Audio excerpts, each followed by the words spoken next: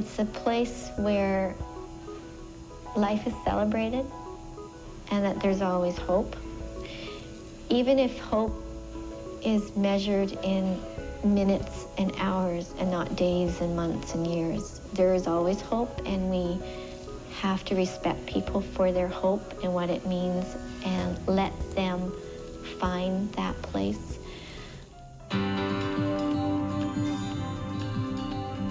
With the support of Variety Club Tent 47, who pledged $1.5 million to Canuck Place, and the commitment of time, labor, and materials by the CLRA and BC Yukon Building Trades Council, in 1994, the transformation of Glen Bray began.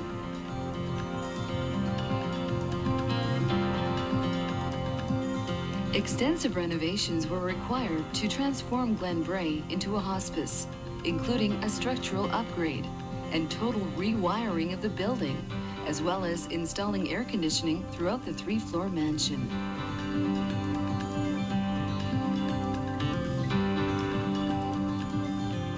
Great care was taken to retain the original woodwork and other elements of the heritage building.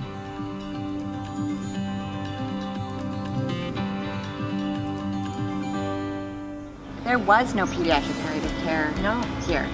There was children that died in hospital, but there wasn't a palliative program. And so that all that teaching by Dr. Betty Davies and Brenda and the Dougie Center, and we all had our piece of what we've done. You did palliative, I did some palliative, children's palliative, you did some, but we all of us getting together to sort of culminate our knowledge. Because part of the criteria, you either had to have pediatrics, palliative, or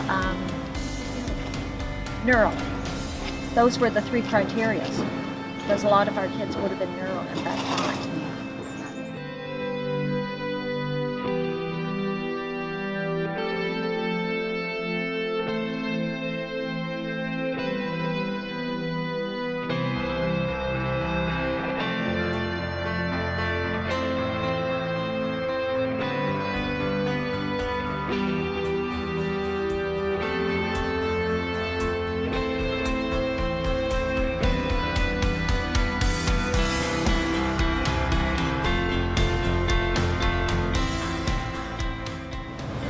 We're lucky. I know. I always say to people, oh, you have such a hard job, and I'm like, well, it is hard. It is hard. But we see more love than anybody else in the world. I know. We really do. Yeah.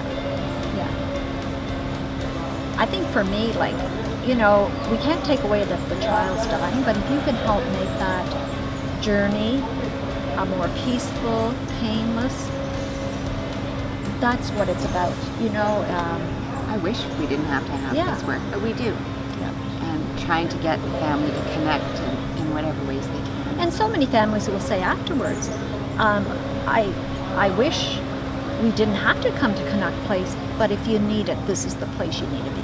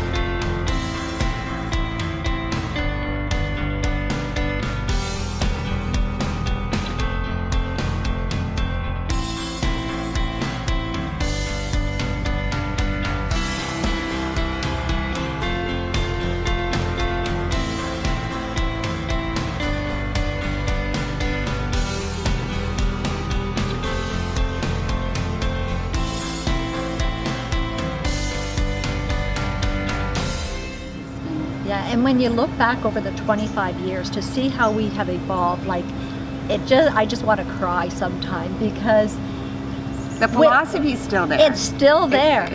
But but we've evolved, and the knowledge base that we have as a team, and how we can mentor other teams. And we were pioneers. Remember, sometimes we were like, what do we do with this pain? And how do we manage this? And we would call people, but it was a lot of trial and error, and it was hard. And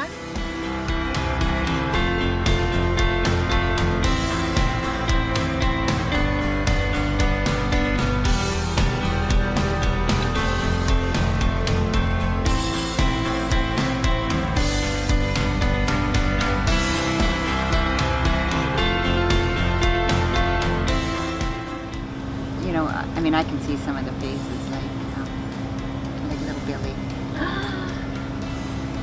little Billy, he was our first boy that he had leukemia. No, he had neuroblastoma. Oh, was it a neuroblastoma? Anyway, I remember bringing him to Children's for a blood transfusion. Yeah, back then we didn't do them here. We couldn't give blood. And so we had to bring him to Children's. He needed a blood transfusion. We'd take the little bus, over we went, and we'd stay there the few hours while they would give the transfusion and do blood work and that. And then we came back, and he said, I can't wait to get back to the castle. The castle, he was the king of the castle. Yeah, he was the king. Yeah. One person said to me, and I think it sums it up, we're on this planet to walk each other home. And that's really all it is. And if we can make it less lonely, less frightening, less painful, then I think we've achieved something here.